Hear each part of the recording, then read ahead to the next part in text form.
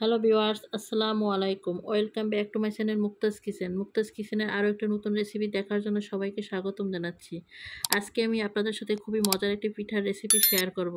আর সেটা হচ্ছে ঝিনুক পিঠা। বাস্তবে ঝিনুক ভেঙে মুক্তা পান বা না পান, আমার হাতে বানানো এই ঝিনুক পিঠা যেটা ভাঙবেন সেটাতেই নারিকেলের মিষ্টি পুরে ভরা মুক্ত পাবেন।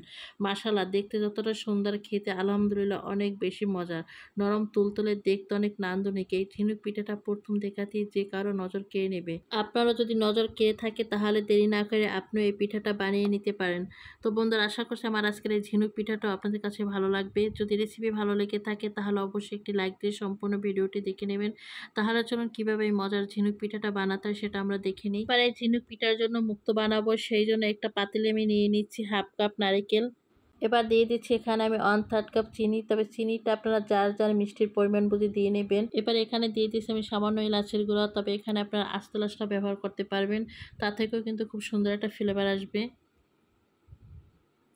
এবার এখানে দিয়ে দিচ্ছি আমি সামান্য পানি দিয়ে আমি নরম একটা পুর তৈরি করে নিব। তবে পুরটা বেশি কিন্তু শক্ত করা যাবে না, তাহলে কিন্তু পিঠাটা খেতে ভালো লাগবে না। এই তো আমি খুব সুন্দর একটা পুর তৈরি করে নিয়েছি। এই পুরটা কিন্তু আমি বেশি একটা শক্ত করিনি, একটু কিছুটা ভেজা ভেজা রয়ে গেছে। আমি এই পিঠার পুরটা সুন্দর একটা কালার আনার জন্য আমি অফ ক্যামেরায় 1 ফোঁটা অরেঞ্জ ফুড কালার দিয়ে নিয়েছি। তবে এটা কিন্তু পুরোপুরি অপশনাল, আপনাদের ভালো লাগলে দিবেন, না লাগলে কিন্তু কোনো দেওয়ার দরকার নেই। তাহলে আপনারা কিন্তু এমনিতেই তৈরি করে নিতে পারবেন। আর যেহেতু এখানে চিনিটা ব্যবহার করা হয়েছে, চিনিটাও কিন্তু ক্যারামেল হয়ে খুব সুন্দর একটা কালার চলে আসবে। এবার এটাকে আমি চুলা থেকে তুলে নিয়ে এক সাইডে রেখে দিচ্ছি। এবার নারিকেলের পুরটা যে হাঁড়িতে বানিয়েছি আমি, সেই হাঁড়িতে করেই এখন আমি ডোটা তৈরি করে নিব। সেজন্য এখানে দিয়ে নিয়েছি আমি 1 কাপের চেয়ে একটু বেশি পানি। পানিটা দেওয়ার পর এখন দিয়ে দিচ্ছি আমি মিষ্টির জন্য চিনি। এখানে আমি 2 চামচের মতো চিনি দিয়ে নিচ্ছি। তবে আপনারা আপনাদের পরিমাণ বুঝে এখানে মিষ্টিটা দিয়ে নেবেন। তার সাথে দিয়ে দিচ্ছি এখানে আমি স্বাদ মতো লবণ। এবার দিয়ে দিচ্ছি আমি 1 চামচ ঘি। এবার এখানে দিয়ে নিচ্ছি আমি সামান্য ইয়েলো ফুড কালার। তবে এই ফুড কালারটা দিয়েছি ঝিনুক পিঠাটা দেখতে একটু সুন্দর লাগবে সেই জন্য, তবে আপনারা চাইলে এটা সাদাই রেখে দিতে পারেন। এবার সবকিছু খুব ভালো করে নাড়াচাড়া করে পানিটা আমি খুব সুন্দরভাবে ফুটিয়ে নেব। পানিটা খুব সুন্দরভাবে ফুটে উঠেছে।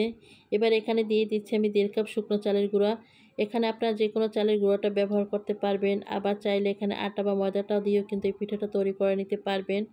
তবে পিঠা তৈরি ক্ষেত্রে কিন্তু চালের গুঁড়োটা দিয়ে বানালে কিন্তু বেশি ভালো লাগে।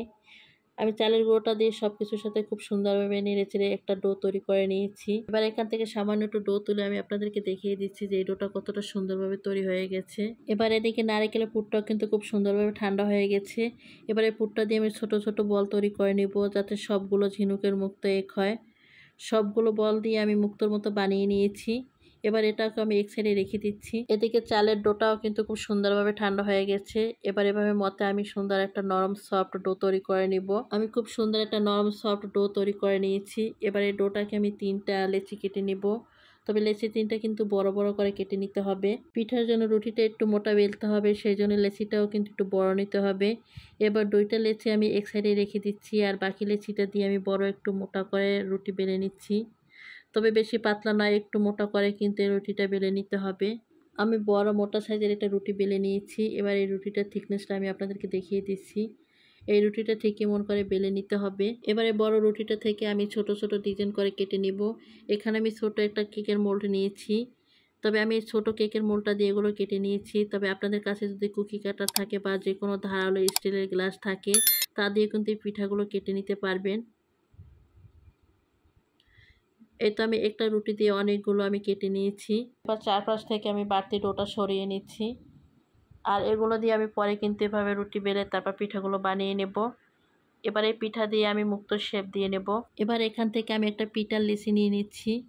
তারপর 2 পাশ থেকে এভাবে আমি কুচির মতো করে টেনে একদম মাঝখানে আমি টেনে জড়ো করে নিচ্ছি। এটা প্রথমে দেখতে অনেকটা কঠিন মনে হলেও আসলে এটা কিন্তু একদমই সহজ। খুব সহজেই কিন্তু এটা আপনারা বানিয়ে নিতে পারবেন। আর এটা দেখতে কিন্তু একদমই ঝিনুকের খোলের মতো লাগবে। এরপর নারিকেলের পুর দিয়ে ঝিনুকের জন্য যে মুক্তোগুলো বানিয়ে রেখেছিলাম সেখান থেকে একটা এনে একদমই মাঝ বরাবর আমি দিয়ে নেব। এরপর 2 পাশ এক করে এভাবে চাপ দিয়ে লাগিয়ে দিলেই হয়ে যাবে। আর যদি এভাবে না লাগে তখন একটু সামান্য পানি দিয়ে লাগিয়ে দিলে কিন্তু এটা খুব সুন্দরভাবে লেগে যাবে। পিঠার মুখটা আমি খুব সুন্দরভাবে সিল করে দিয়েছি। এবার নতুন একটা চিরুনি নিয়ে আমি সুন্দর করে এভাবে একটু ডিজাইন করে দিব। এতে দেখতেও সুন্দর লাগবে, আর তাছাড়া ঝিনুকের মতোই কিন্তু লাগবে। আর এভাবেই কিন্তু আমি ঝিনুক পিঠাগুলো সব বানিয়ে নেব। এই তো আমি সব পিঠাগুলো বানিয়ে নিয়েছি। এবার এগুলোকে আমি স্টিম করে নিব। সেইজন্য আমি এরকমের একটা রাইস কুকারের স্ট্যান্ডার নিয়েছি। এর ভিতরে আমি একটা, একটা করে ঝিনুক পিঠাগুলো দিয়ে দিচ্ছি। তবে ঝিনুক পিঠাগুলো এভাবে সিদ্ধ করে খেতে কিন্তু বেশি ভালো লাগে। যদি কেউ সিদ্ধ করে খেতে না চান তাহলে কিন্তু তেলের উপরে ভেজে নিতে পারেন। তেলের উপরে মচমচে করে ভেজে নেবেন, সেটাও কিন্তু খেতে খুবই ভালো লাগে। আমি আগ থেকে একটা হাঁড়িতে পর্যাপ্ত পরিমাণে পানি গরম করে নিয়েছি। এবারে স্ট্যান্ডারটা আমি হাঁড়ির উপরে রেখে দিচ্ছি। হাঁড়ির উপরে রেখে আমি ঢাকনা দিয়ে ঢেকে এটা আমি 15 মিনিটের জন্য স্টিম করে নিব। এই তো এটা আমার 15 মিনিটের মতো স্টিম করা হয়ে গেছে। আর আমি আপনাদেরকে দেখিয়ে দিচ্ছি যে এই পিঠাটা কতটা সুন্দরভাবে হয়ে গেছে। এবার এটাকে আমি চুলা থেকে তুলে নিব।